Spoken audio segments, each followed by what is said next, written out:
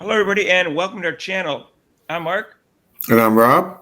and today we're going to talk about two related concepts. One, Caitlin Clark is living rent free in a lot of the league's head. And second, perhaps the Iowa Clark is back.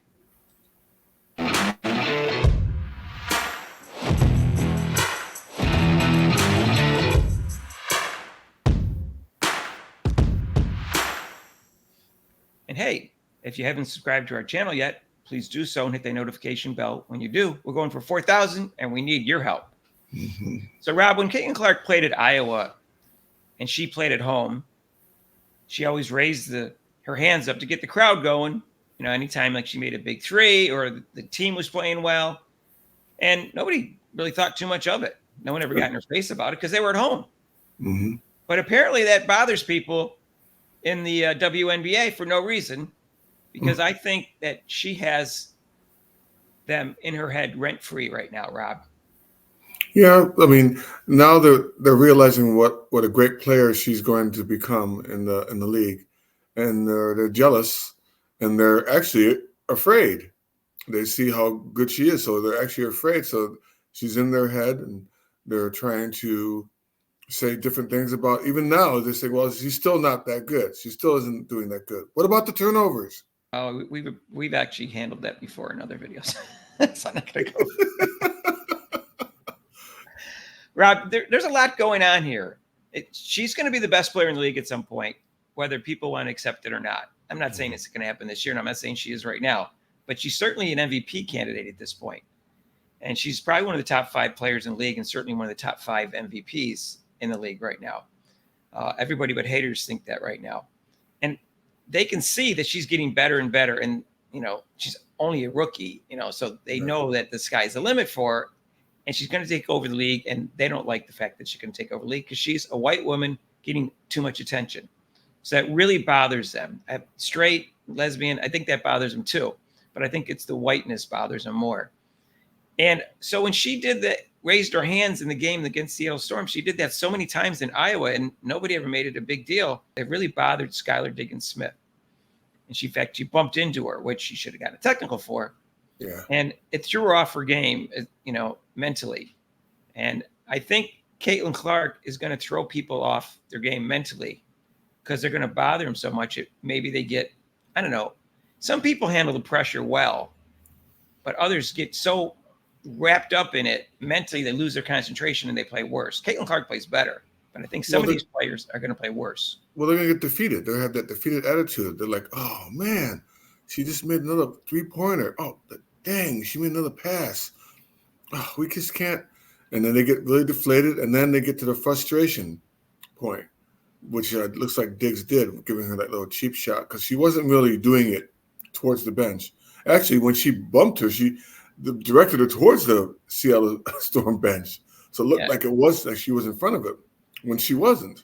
And Clark just kept raising her hand and then turned left and went towards her bench. Didn't really do it in front of the bench. She didn't react to someone like giving her a little cheap shot. You know, she didn't even look back. She's like, this is another one of these people. I'm in your head. I'm in your head, baby. And then Clark was telling him afterwards, quit whining. You know, because she really didn't do anything. It's not like she was trash talking to them during the game or she gloated afterwards. She was just getting the crowd to raise their hands. Like I said, they do that on third down plays in the NFL all the time. And I think, Rob, what's happening is Caitlin Clark has all the confidence she needs right now.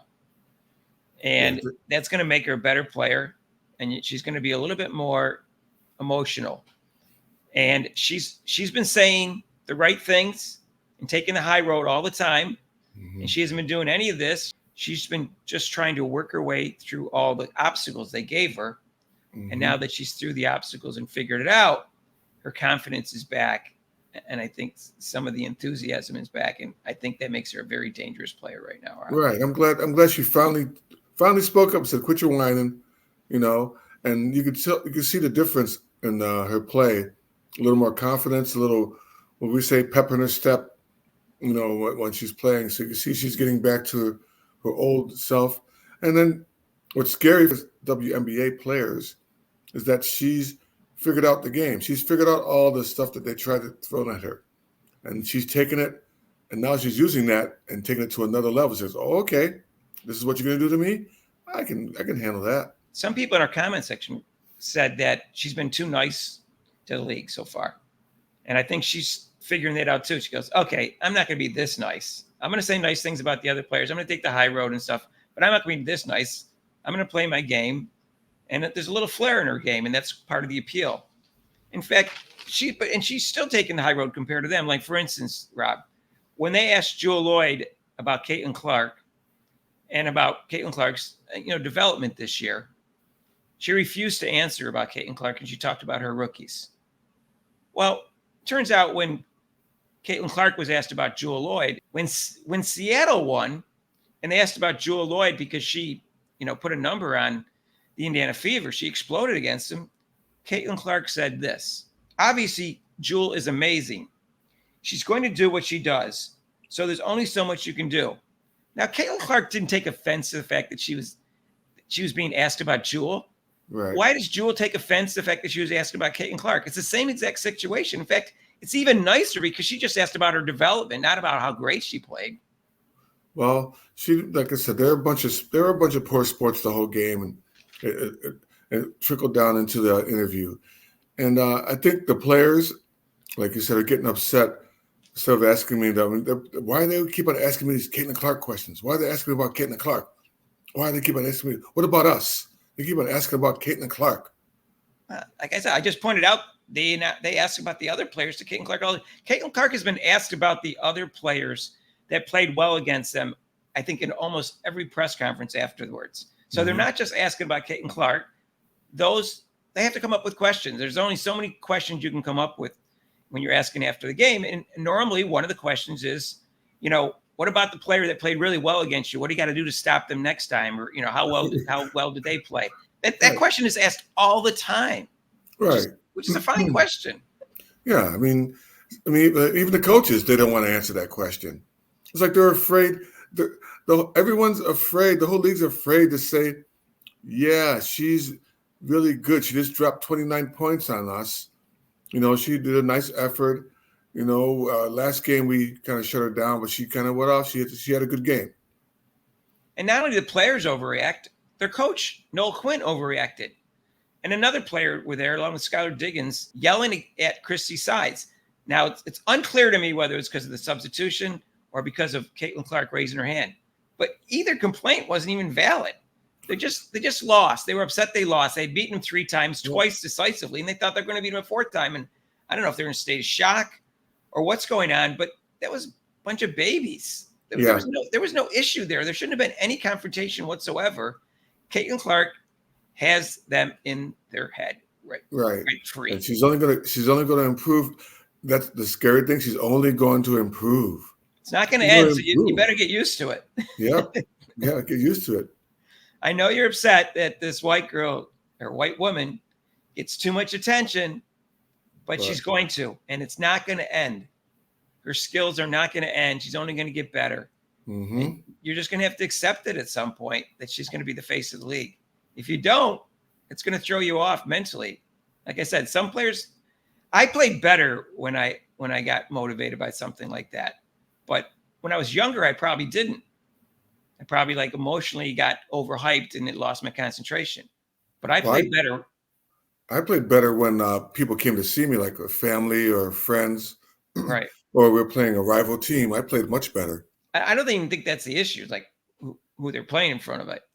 But I think she may affect their play if they are so concerned about Caitlin Clark playing well or doing well.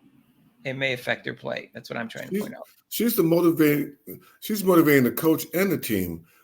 I mean, like we were saying before, this is their motivating them or getting upset. Well, they get motivated and then they're upset when they lose. So right. It's like that motivation goes out the window. Like they can be motivated, but if you don't win, then that's what happens. Well, this league is a bunch of babies, Rob, as we pointed out in another video, and it's. I think that's what's happening here is that they're just a bunch of babies, and Caitlin Clark. Well, they're gonna have to deal with it. Sorry, you have to deal with it. Sorry. Let us know what you think down below, and join us Saturday, and let's see what happens there. Let's see if there's any incidents like this if the Fever win. It's going to be a tough game. It's in Minnesota. They got a very good team. The delightful Cheryl Reeve, Rob's favorite. Yeah, they have a delightful coach. Yes, she's very delightful. NBA TV at 8 o'clock. Our normal live show is Mondays, 6 to 8 Eastern. Join us for that. You can call in if you want. And if you haven't subscribed to our channel yet, please do so. We're going for 4,000.